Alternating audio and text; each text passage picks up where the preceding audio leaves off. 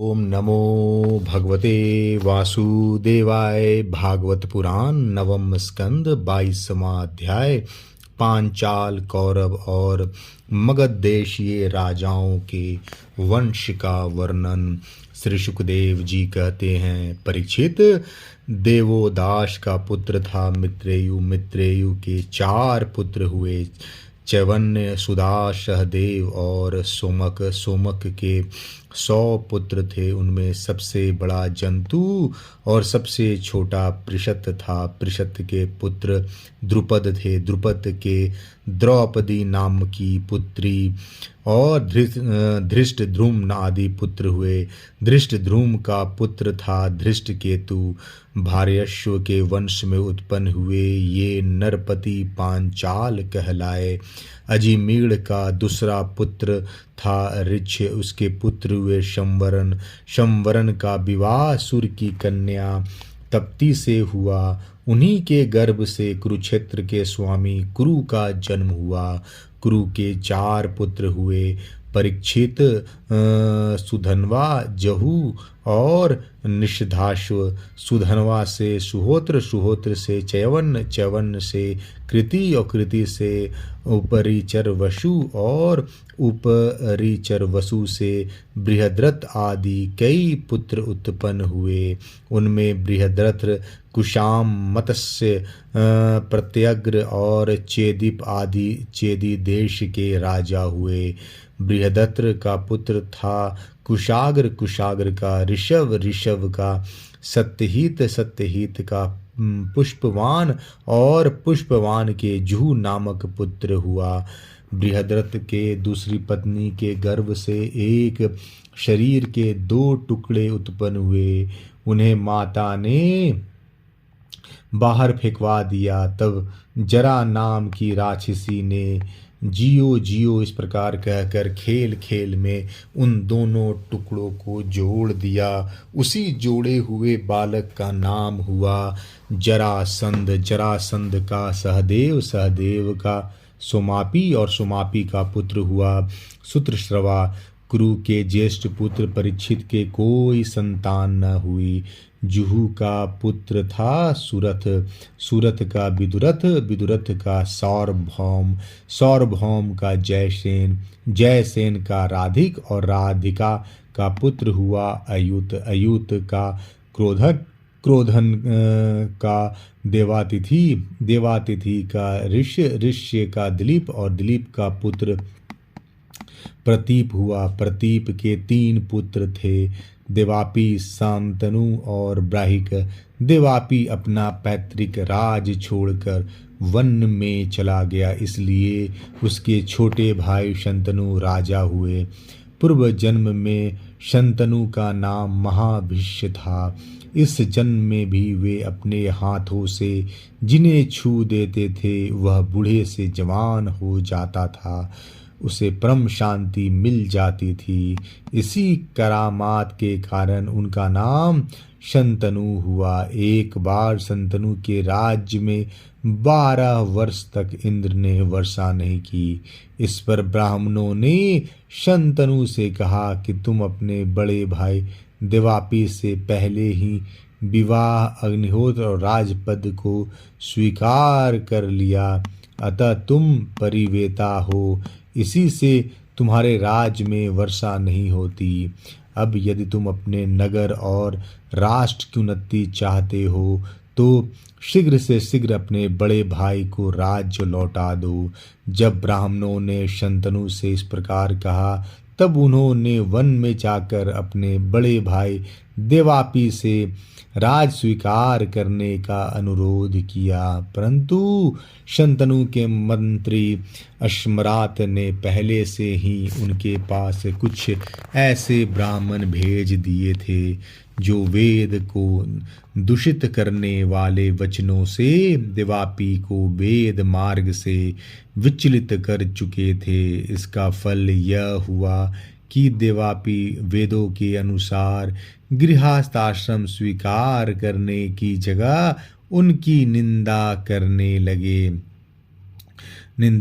लगे। इसीलिए वे राज्य के अधिकार से वंचित हो गए और तब संतनु के राज्य में वर्षा हुई। देवापी इस समय भी योग साधना कर रहे हैं और योगियों के सिद्धि निवास स्थान कल्पाग्राम में रहते हैं।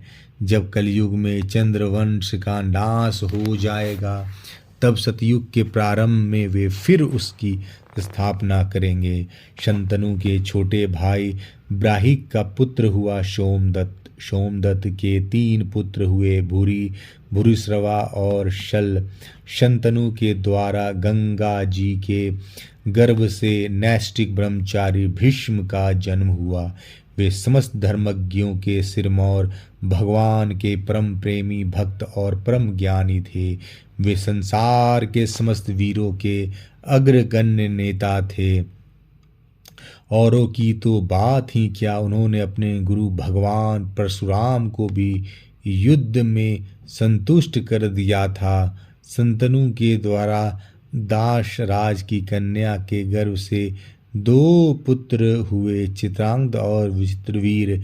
चित्रांग को चित्रांगद नामक गंधर्व ने मार डाला। इसी दशराज की कन्या सतवती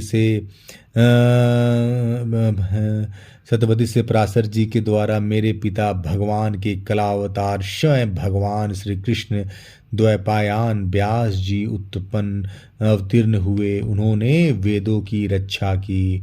परीक्षित, मैंने उन्हीं से इस परम भागवत पुराण का अध्ययन किया था। यह पुराण परम गोपनीय अत्यंत रहस्यमय है। इसी से मेरे पिता भगवान व्यास जी ने अपने पैल आदि शिष्यों का इसका अध्ययन नहीं कराया, मुझे ही इसके योग्य अधिकारी समझा। न तो मैं उनका पुत्र था और न दूसरे शांति आदि गुणों भी मुझ में विशेष रूप से थे। शंतनु के दूसरे पुत्र विचित्रवीर ने कौशिक राज की कन्या अंबिका और अंबालिका से विवाह किया। उन दोनों को भीष्म जी स्वयंवर से बलपूर्वक ले आए थे। विचित्रवीर अपने दोनों पत्नियों में इतना आसक्त हो गया कि उसे राजक्षमा रोग हो गया और उसकी मृत्यु हो गई। माता सत्यवती के कहने से भगवान व्यास जी ने अपने संतानहीन भाई की स्त्रियों से धृतराष्ट्र और पांडु 2 पुत्र उत्पन्न किए। उनकी दासी से तीसरे पुत्र विदुर जी हुए। परीक्षित, धृतराष्ट्र की पत्नी थी गंधारी। उसके गर्भ से 100 पुत्र हुए। उनमें सबसे बड़ा था दुर्योधन। कन्या का नाम था दुश्शला। पांडु की पत्नी थी कुंती। शापवश पांडु स्त्री सहवास नहीं कर सकते थे, इसलिए उनकी पत्नी कुंती के गर्भ से धर्म, वायु और इंद्र द्वारा क्रमशः युधिष्ठिर, भीमसेन और अर्जुन नाम के 3 पुत्र उत्पन्न हुए। ये तीनों के तीनों महारथी थे। पांडु की दूसरी पत्नी का नाम था माद्री। दोनों अश्विनी कुमारों के साथ उसके गर्भ से नकुल और सहदेव जन्म हुआ। परीक्षित, इन 5 पांडवों के द्वारा द्रौपदी के गर्भ से तुम्हारे 5 चाचा उत्पन्न हुए। इनमें से युधिष्ठिर के पुत्र का नाम था प्रतिविंध्य। भीमसेन का पुत्र था श्रुतसेन, अर्जुन का श्रुतकीर्ति और नकुल का शतानिक और सहदेव श्रुतवर्मा श्रुतकर्मा। इनके सिवा युधिष्ठिर के पौरवी नाम की पत्नी से देवक, भीमसेन की हिडम्बा से घटोत्कच और काली से सर्वगत नाम का पुत्र हुआ। सहदेव के पर्वत कुमारी विद्या से सुहोत्र और नकुल के किरुनुमति से नर्म मित्र हुआ। अर्जुन द्वारा नाग कल्या उलूपी के गर्भ से इरावन और मणिपुर नरेश की कन्या से द्रुवाहना का जन्म हुआ। वह भ्रुवाहन अपने नाना के ही पुत्र माना गया, क्योंकि पहले यह बात तय हो चुकी थी। अर्जुन की सुभद्रा नाम की पत्नी से तुम्हारे पिता अभिमन्यु का जन्म हुआ। वीर अभिमन्यु अभी सभी अतिथियों को जीत लिया था। अभिमन्यु के द्वारा उत्तरा के गर्भ से तुम्हारा जन्म हुआ और वीर अभिमन्यु ने सभी अतिथियों को जीत लिया था। अभिमन्यु के द्वारा उत्तरा के गर्भ से तुम्हारा जन्म हुआ। परीक्षित उस समय कुरुवंश का नाश हो चुका था। अश्वत्थामा ब्रह्मास्त्र से तुम भी जल चुके थे, परंतु भगवान श्री कृष्ण ने अपने प्रभाव से तुम्हें उस मृत्यु से जीता जागता बचा लिया। परीक्षित, तुम्हारे पुत्र तो सामने ही बैठे हुए हैं। इनका नाम जन्मेजय, श्रुतसेन, भीमसेन और उग्रसेन। वाहन अपने नाना के ही पुत्र माना गया, क्योंकि पहले ही यह बात तय हो चुकी थी। अर्जुन की सुभद्रा नाम की पत्नी से तुम्हारे पिता अभिमन्यु का जन्म हुआ था। वीर अभिमन्यु ने सभी अतिरथियों को जीत लिया था। अभिमन्यु के द्वारा उत्तरा के गर्भ से तुम्हारा जन्म हुआ। परीक्षित, उस समय कुरु वंश का नाश हो चुका था। अश्वत्थामा के ब्रह्मास्त्र से तुम भी जल ही चुके थे, परंतु भगवान श्री कृष्ण ने अपने प्रभाव से तुम्हें उस मृत्यु से जीता जागता बचा लिया। परीक्षित, तुम्हारे पुत्र तो सामने ही बैठे हुए हैं। इनका नाम है जन्मेजय, श्रुतसेन, भीमसेन और उग्रसेन। ये सब के सब बड़े पराक्रमी हैं। अब तक्षक के काटने से तुम्हारी मृत्यु हो जाएगी। तब इस बात को जानकर जन्मेजय बहुत क्रोधित होगा और यह सर्प यज्ञ की आग में सर्पों का हवन करेगा। यह काव्य तुर्क को पुरोहित बनाकर अश्वमेघ यज्ञ करेगा और सब ओर से सारे पृथ्वी पर विजय प्राप्त करके यज्ञों द्वारा भगवान की आराधना करेगा। जन्मेजय का पुत्र होगा शतनीक।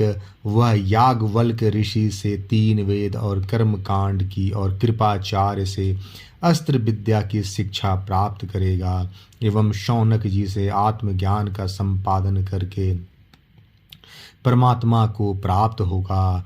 शतनीक का सहस्त्रनीक और सहस्त्रनीक का अश्वमेजय, अश्वमेजय का असीम कृष्ण और असीम कृष्ण का पुत्र होगा नेमि चक्र। जब हस्तिनापुर गंगा जी में बह जाएगा तब वह कौशंबीपुर के में सुखपूर्वक निवास करेगा। नेमि चक्र का पुत्र होगा चित्ररथ, चित्ररथ का कविरथ, कविरथ का वृष्टिवान, वृष्टिवान का राजा सुसेन, सुसेन का सुनित, सुनित का नृचक्षु, नृचक्षु का सुखिनल, सुखिनल का परिपल्व और परिपल्व का सुनय, सुनय का मेधावी, मेधावी का नृपंजय, नृपंजय का दुर्व और दुर्व का पुत्र नीमी होगा, पुत्र तीमी होगा। तीमी से बृहद्रथ और बृहद्रथ से सुदास, सुदास से शतनीक, शतनीक से दुर्दमन, दुर्दमन से वहिनर, वहिनर से दंडपानी, दंडपानी से निमि और निमि से राजा क्षेम का जन्म होगा। इस प्रकार मैंने तुम्हें ब्राह्मण और क्षत्रिय दोनों के उत्पत्ति स्थान सोम वंश का वर्णन सुनाया। बड़े बड़े देवता और ऋषि इस वंश का सत्कार करते हैं। यह वंश कलयुग में राजा क्षेम के साथ ही समाप्त हो जाएगा। अब मैं भविष्य में होने वाले मगध देश के राजाओं का वर्णन सुनाता हूँ। जरासंध के पुत्र सहदेव से मर्जारी, मर्जारी से श्रुतश्रवा, श्रुतश्रवा से अयुतायु और अयुतायु से निर्मित्र नामक पुत्र होगा। निर्मित्र के शूनछत्र, शूनछत्र से बृहत्सेन, बृहत्सेन से कर्मजीत, कर्मजीत के सुतंजय और सुतंजय के विप्र और विप्र के पुत्र का नाम होगा सूची। सूची से क्षेम, क्षेम से सुब्रत, सुब्रत से धर्मसूत्र, धर्मसूत्र से शम, शम से धूमसेन, धूमतसेन से सुमति, सुमति से सुबल का जन्म होगा। सुबल का सुनीत और सुनीत का सत्यजीत, सत्यजीत का विश्वजीत और विश्वजीत का पुत्र रिपुंजय होगा। ये सब बृहद्रथ वंश के राजा होंगे। इनका शासनकाल 1000 वर्ष के भीतर ही होगा। 22वां अध्याय समाप्त। जय श्री कृष्ण।